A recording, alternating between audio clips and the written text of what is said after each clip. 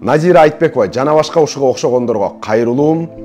Жолук кийип, жана башка бир күнгө элечекти кийип алып, антип элге акыл үйрөткөнгө моралдык укугуңар жок. Эгер сиздер кыргызга күйүп, кыргызга кызганып, мен кыргызмын деп ушундай туу көтөрө турган болсоңуздар, өмүр бою күн сайын ошол элечекти, ошол кыргыздын кийимин кийип жүргүлө. Мына, менин башымда турган калпак мен кийип жүрөм, бирок мен толук кыргыз болуп кийинип жүрөм деп айта албайм. Толук мен кыргызга ылайык кийинип жүрөм деп да айта албайм.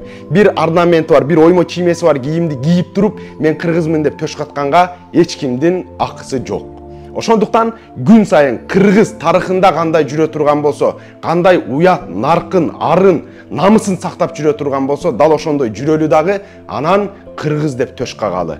Мындан сырткаркы маселе туугандар. Азыр эмне үчүн ушул МПОлор сырттан каржылангандар ушул кыргыз кийимине, ушул кыргызчылык аябай басым жасап атат десеңиздер, алар бизге туура эмес идеологияны киргизгенде биздин менталитет аны кабыл албай койду. Анан алар башка ыкманы ойлонуп, буларды кыргызчылыкка, баягы бир учурда наалаты болгон Ататүрк өзүнүн түркпүз деп элди бузган сыяктуу азыркыларда кыргызбыз, биз араб болбошубуз керек, биз намаз окубашыбыз керек, биздин кудайыбыз жүрөктө, биз кыргызбыз деген лозунг менен элди экиге бөлүп жарып атат. Мунун бирден бир себеби мамлекетке дестабилдүүлүктү жасоо.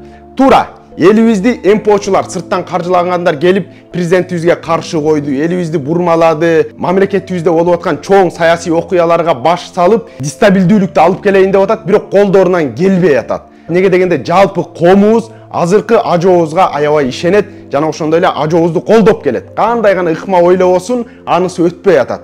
Ошодон алар кыжаалат болуп, азыр эми мамлекет менен мындай патриоттуулук менен динди аралаштырып, экиге бөлүп, эки ажырым кылып уруштургусу келип атат. Алардын бири ошол эле Назира Айтбекова, андан сырткары дагы көптөгөн адамдары бар. Аларды мына 5 манжабыз кандай болсо, ошондой билебиз, ким эмне иш кылып атат, ким кайдан каржыланып атат. Ошондуктан андай провокация алдыргандарга маани бербеңиздер. Эгер чындап кыргызмын деп күлө тургандар болсо, күн сайын кыргыз болуп жашасын, манасты жаттасын, кийимин так кыргыздай болуп кийип жүрсүн, ошол кийген элечегин күн сайын кийип жүрсүн. Бир күн кийип, ушундай акылдуу сөздөрдү жазыш апендинин колунан да келет.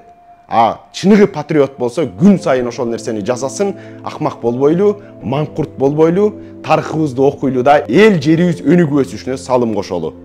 Туугандар, ошол элечекти кийип, бир күн же бир жума ушинтип мода кылып коюш любойнун колунан келет.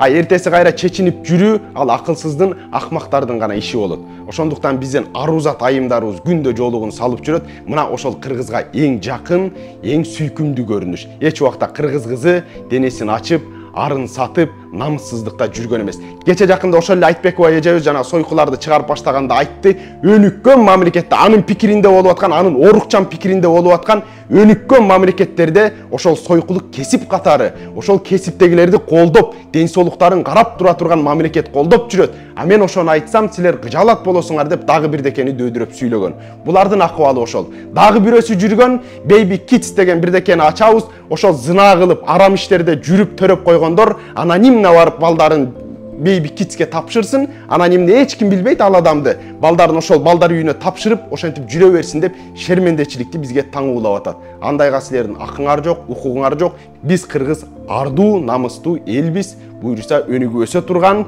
бизде ошондой иммунитет дагы бар. Силердин андай былык шермендечилигиңер эч убакта элибизге сиңбейт, сиңдиртпейбиз дагы. Ошого жалпы коомубуз менен туруп бергенге даярбыз.